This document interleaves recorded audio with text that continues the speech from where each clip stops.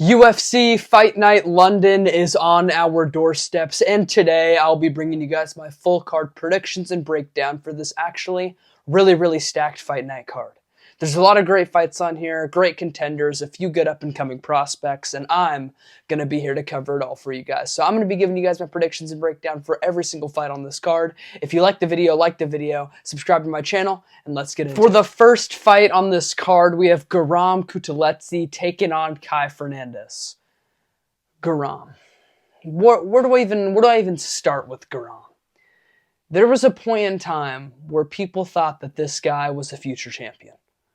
After he had like an amazing fight with Mateusz Gamrot and actually won, and then went to a split decision with Dzimir Ismagulov when there was like a bunch of good scrambles and like it was a pretty exciting fight, and I don't know, I mean, I guess it was a war, but everybody thought, wow, I mean, Guram, he's just the shit. He's gonna go so far in the UFC. And then he got knocked out by Elvis Brenner.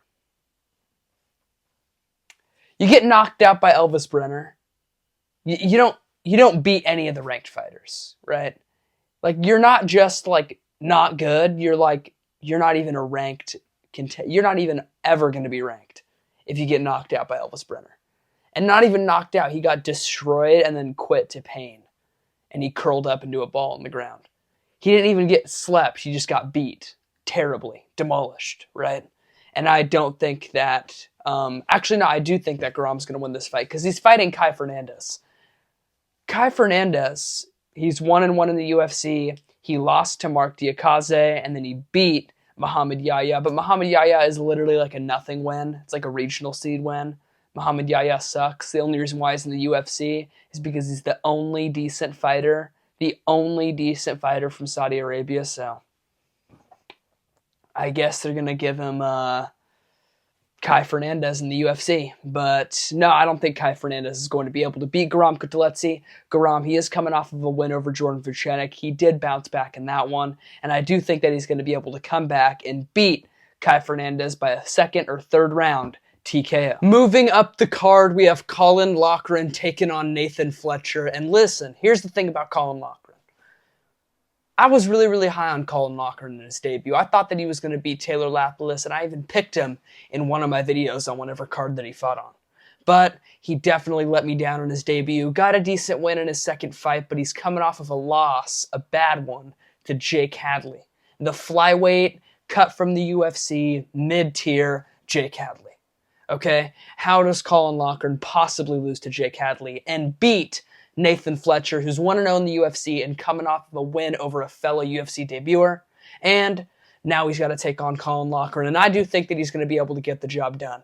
Nathan Fletcher is a lot taller and lankier than Colin Loughran, and I think that he's going to use his reach to his advantage on the feet. And I think that he's going to be able to take down Colin Loughran and find the submission. He got a submission in his debut, and I think that he's going to do it in his second time around. So give me Nathan Fletcher by a first-round submission. Moving on, we have Andre Puliev taking on Christian Leroy Duncan. And here's the thing about Andre Puliev.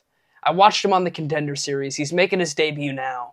But I'm going to be honest, I was not impressed at all by his performance on the Contender Series. He did get a clear and obvious unanimous decision win and did earn the contract.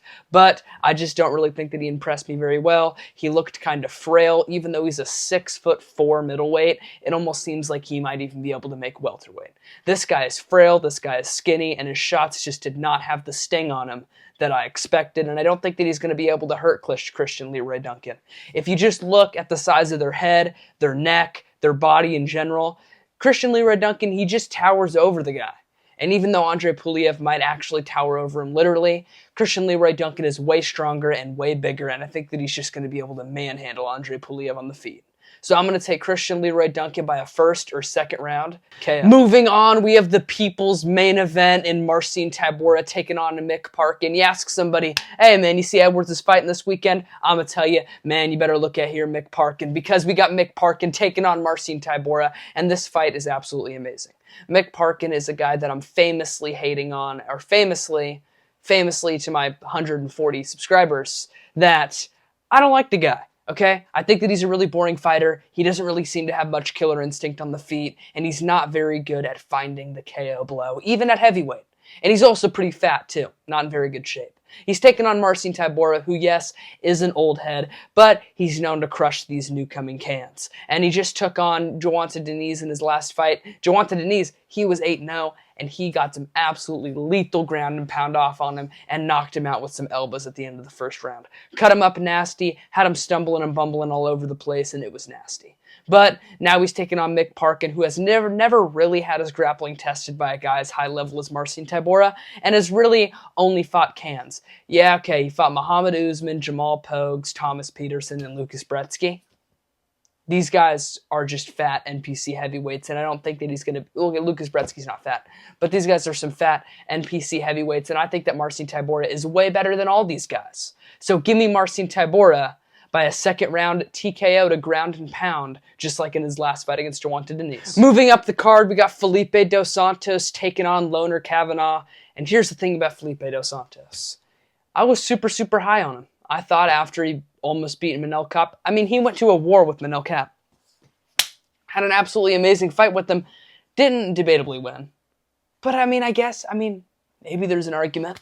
The fight was still amazing, though. Felipe Dos Santos showed so many flashes of greatness in that fight. And then after that, he totally fell off a cliff. He lost to Andre Lima, which, fair play. Lima's very good, 11-0. He also won on the last card last Saturday, Roman Dolidze versus Marvin Vettori. He's very good. But he also beat, what's his name? Victor Altamirano, and he beat him by a split decision. Victor Altamirano is not good at all. So it's like barely even be able to squeak past him. That's not a very good sign. And then he also got choked out by Andre Lima. Or no, he lost to a decision. But he lost to Andre Lima by a decision. But now he's going to be taking on Loner Kavanagh, who is on an absolute tear. He's 1-0 in the UFC. He was great on the regional scene. He's undefeated, okay? And he's a huge favorite in this fight. And I do think that he's going to be able to pull it off, even though he had a super underwhelming debut where he was expected to go out and spark the guy. And he really took him to a decision that was super unimpressive. But I'm still going to be taking Loner Kavanagh to just barely squeak by Felipe Dos Santos by a 29-28 split decision. Moving on to the main card, we have Chris Padilla taking on Jai Herbert. And Chris Padilla, he's 2-0 in the UFC, slowly climbing the ranks at lightweight. And he's going to be taking on Jai Herbert, who's just not too far outside the rankings. And he's basically just a win one, lose one, average Joe type of UFC fighter. He won his last fight against Rolando Bedoya, but before that, he lost to Ludovit Klein. Before that, he went to a draw with... he went to a draw with Ludovit Klein, and then he lost to somebody else before his last fight. But this guy, he's a win one, lose one, everyday type of fighter, and I just don't think that it's going to be enough to beat Chris Padilla. Chris Padilla, he's 2-0 in the UFC. He finished James Yontop, which is something that even Mauricio Huffy couldn't do, and he finished Rong Zhu. And Rong Zhu is clearly shown to be a good fighter. So I honestly feel like Chris Padilla has some mad potential in the UFC, and I think that he's going to sub Jai Herbert. I think he's going to get the takedowns and throw him around. So give me Chris Padilla by a first or second round. So moving on, we got Nathaniel Wood taking on Morgan Charrier, and I think that Nathaniel Wood's going to be able to beat him. Nathaniel Wood is 4-0 in the UFC, and his only losses to Muhammad Naimov, who cheated so much in that fight, and the ref was absolutely on his side. And he's going to be taking on Morgan Charrier, who is coming off of a knockout win over Gabriel Miranda, although that was kind of a layup for him. And he also had a loss to Sheppy Mariscal that was super close, and that was just an absolutely amazing fight. He's 2-1 in the UFC, and even though this guy's got a 2-1 record in the UFC and 10 losses overall, he's a very good fighter. And I know that his record does not really seem to show it, but Morgan Charrier possesses a lot of power in his hands, and I think that he's going to put on an amazing fight with Nathaniel Wood. But Nathaniel Wood, although he is kind of chinny and gets wobbled in a lot of his fights, he's very good at staying on the outside, staying rangy, and picking his shots, and I feel like that he's going to be able to do that very well against Morgan Charrier. So give me Nathaniel Wood by a 29-28 unanimous decision. Moving on, we have Jordan Vucenic taking on Chris Duncan, and Jordan Vucenic had a super short notice debut against Guram Kutateladze, and he performed absolutely amazing in that fight. Even though he didn't get the win, he kept it super close with Guram and had an amazing first round against him. Debatably, 10-8'd him.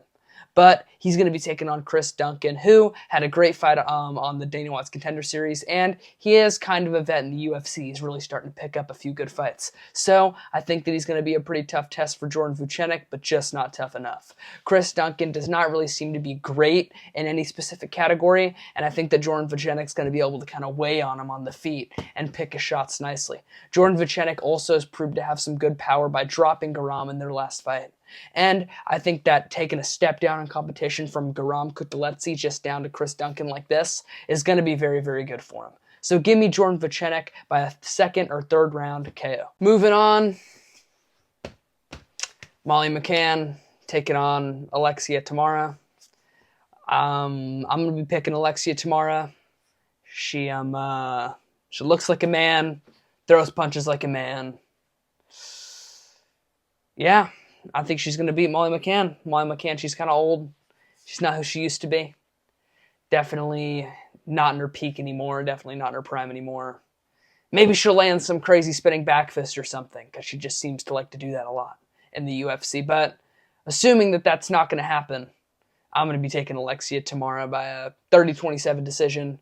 Maybe she'll find the KO, but we have not really been seeing any of that in WMMA recently. Besides last weekend's card. There was a few knockouts in women's fights, and that was fun to see. But I don't think that we're going to see that in this one unless it's coming from Molly McCann. So give me Alexia Tamara by a 30-27 decision. Moving up the card in our featured bout for this fight night, we have Kevin Holland taking on Gunnar Nelson. And you know what? I actually picked Kevin Holland for ever since this fight got announced. I had a Kevin Holland until the past couple days when I really started to think about it. And I really started to look at who Holland was fighting and who was actually shooting takedowns on Holland and how Holland fights when people like to shoot takedowns on him. And the truth is, he fights a lot more tentative and he fights a lot more scared. And I feel like Gunnar Nelson, he's going to be shooting a lot of takedowns on Kevin Holland, and I think that he's going to weigh on him. And I think that he is going to be able to sub Kevin Holland. For how easily Reiner de Ridder subbed him, it's crazy how easily Reiner de Ridder subbed him. And now we got Gunnar Nelson, who's an absolutely amazing grappler, and he's going to be taking on Kevin Holland. I think he's going to be able to take him down easily, that's for sure. But I do think that he's going to be able to choke him out. I think he's going to choke him out early, too. This is really the last actual test for Kevin Holland. If he loses this fight, he's really going to have to look in the mirror and figure out what he wants to do with his career. But for now, he has a shot against Gunnar Nelson. He absolutely could catch him early, but I'm just not going to pick that to happen. I just don't think so. With Kevin Holland's mentality and his work ethic and the way he reacts after people take him down, it's almost like he just gives up and just kind of accepts losing, and he's like, whatever. I'm Kevin Holland. Who cares about the belt? Yeah, who cares about the belt? Yeah. Truth is, he's not even good enough to get to the belt, and he knows it, so he's just going to pretend like he's not even trying in the UFC. But give me Gunnar Nelson by a first-round submission. On to the co-main event, we have Jan Blachowicz taking on Carlos Ulberg, and a lot of people are picking Carlos Ulberg. I see it a lot on YouTube. I see it a lot on social media in general. A lot of people are saying how Jan Blachowicz is old, which he is, and he's not going to be able to bounce back after a super long layoff from his last fight. But, yeah, and also, I will say, all those surgeries that he was talking about on the Believe You Me podcast, 4 or 5 surgeries that he's had since his last fight with Pereira, that is scary. He's had 3 shoulder surgeries. That does kind of scare me for if I want to pick him in this fight. But he's going to be taking on Carlos Ulberg, who has really just not ever impressed me ever. He was getting his leg just completely destroyed by Da Woon Young before he found the submission. His only amazing KO win was against Alonzo Menefield, who was just running at him, literally sprinting at him from the bell. Jan Blachowicz is not going to do that. And assuming that Carlos Ulberg's not going to take Jan Blachowicz down, having a straight-up, stand-up striking battle with Jan Blachowicz, you're going to get outstruck, you're going to get out-technicaled, and I think that Carlos Ulberg's going to get out-technicaled. So give me Jan Blachowicz by a 30-27 decision. I think he handily beats Carlos Ulberg. Now we are on to the main event in Leon Edwards taking on Sean Brady, and I think this fight's going to be absolutely amazing. For a while, ever since this fight got announced, I was picking Sean Brady ever since Jack Della Maddalena switched his fight over to the title shot, and I'm switching it up, man. I think Edwards is going to beat him, man. Listen here. I rewatched Sean Brady's fight with Bilal Muhammad. This dude. This dude has no chin. This dude has no striking defense. Bilal Muhammad completely outboxed Sean Brady, knocked him out on the feet, standing TKO. Sean Brady sucks on the feet, dude. Sean Brady's going to shoot takedowns. He's not going to shoot them like Bilal did. Leon Edwards barely lost to Bilal Muhammad. He lost 3-2 against him. And a couple other shots, a couple other punches, a couple other takedowns that he stuffs, he gets his hand raised. And I do not think that Sean Brady is going to be near as good as Bilal Muhammad on the ground or game plan as well as he did on the feet.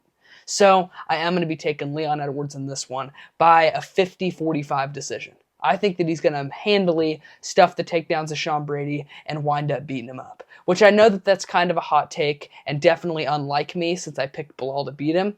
But I do think that Sean Brady's going to be able to, or not Sean Brady, I think that Leon Edwards is going to kind of be able to pick his shots on the feet and keep his distance at range. That is what Leon Edwards is best at, is distance management. And I think that he's not even going to let Sean Brady get even close enough to start shooting takedowns on him. Sean Brady will definitely shoot some and probably get some as well. But Leon Edwards is going to be able to stuff enough, and I do think that he's going to be learning from his last fight and pushing the pace more on the feet and stealing each round just barely. So I am going to be taking Leon Edwards by a 50-45 decision. If you like the video, subscribe to my channel, and who's with me?